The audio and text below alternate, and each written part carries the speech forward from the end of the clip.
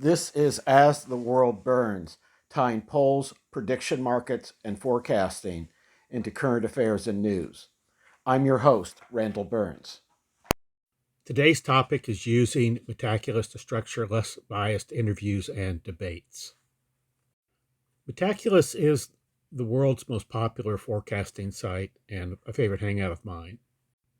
It essentially allows you to vote in probabilities and collates these into making collective predictions. They use a system for scoring predictive accuracy that's been used for meteorologists for years. Now, to understand how this is connected to bias in interviews and debates, we're first going to look at media bias. This is an example of a chart from Adfonts Media where they rate accuracy of media sources and their bias on the left-right spectrum.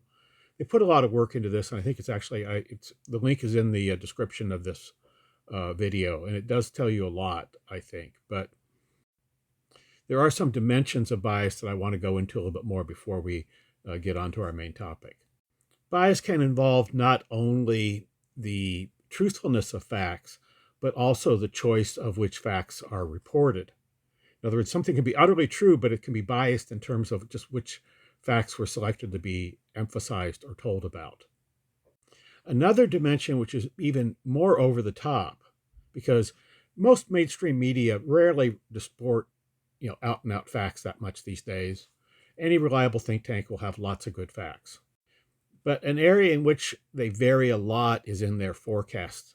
And that's well documented in this book, Super Forecasting, popular book available on Amazon.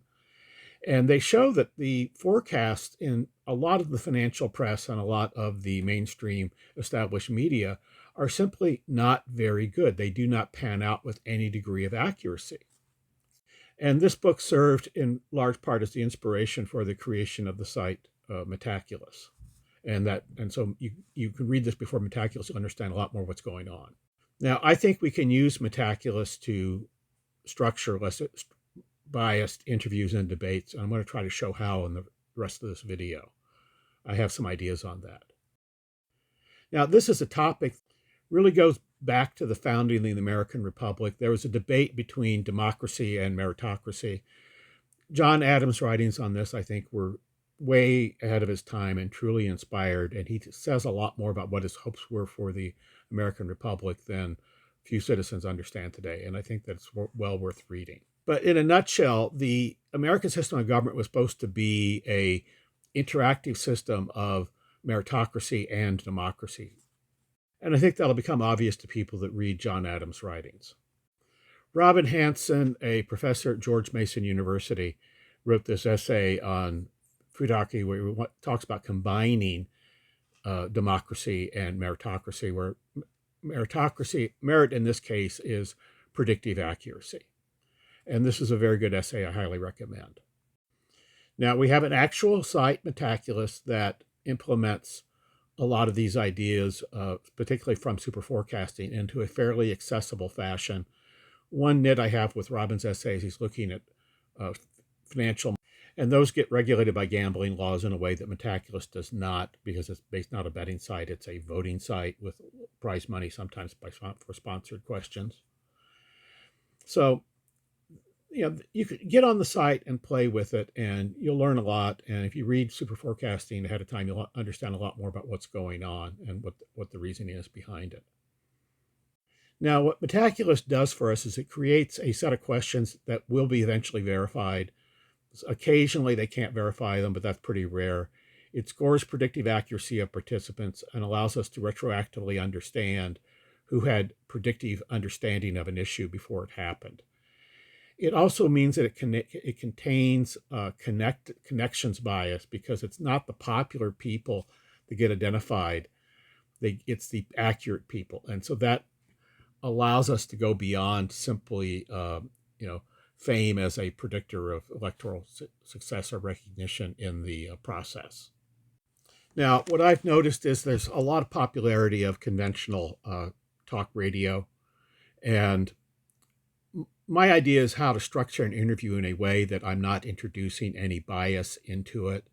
My first thoughts are to take the top 10 questions by activity or popularity and calibrate though, then use those to calibrate those how people compare to others. Okay. The next round after those two would be to take 10 questions chosen by the person being interviewed, which allows them to express their individuality and their view of the future that is ahead of us. And then after that, if we are doing a debate, they get to review their opponent's question sources. So basically, each participant in a debate would have as many choices of questions, and they could choose them strategically to expose weakness in their opponent if they wanted.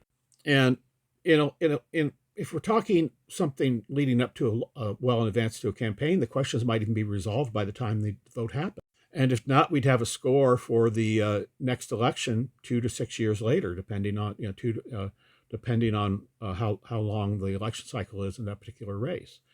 So we'd actually get a fairly objective measure of predictive ability based on what the candidates themselves were regarding as important in an electoral situation. I think this would be a real advance.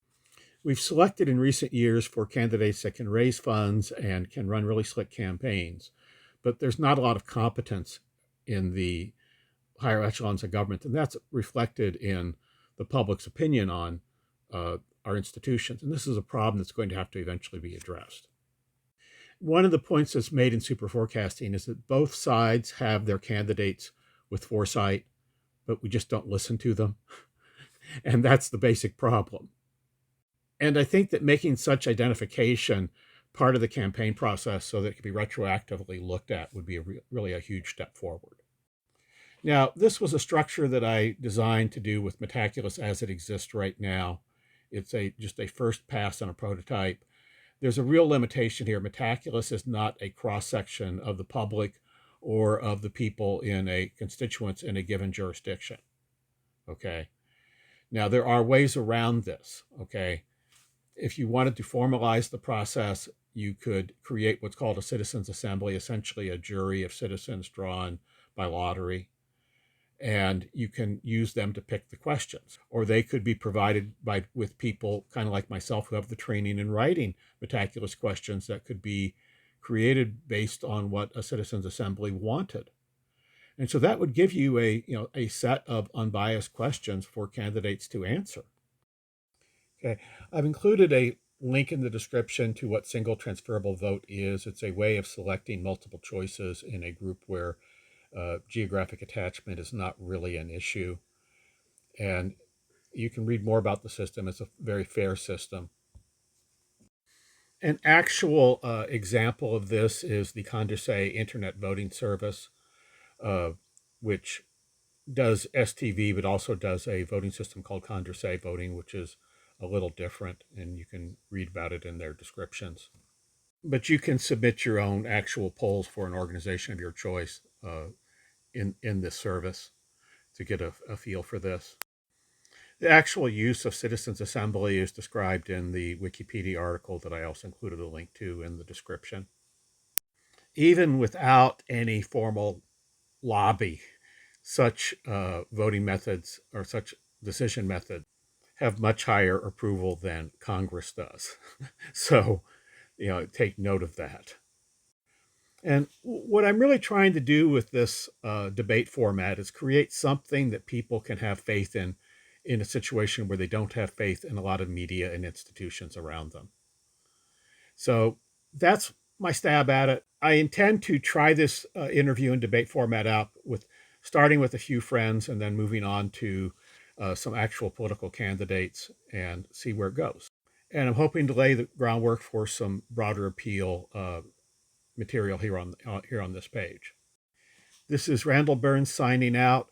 Please, your comments are welcome. Suggestions for future episodes are especially welcome. Please like the video. Please subscribe to the page. I do want to hear from you, and I want to make this the best channel I can for you folks. Take care.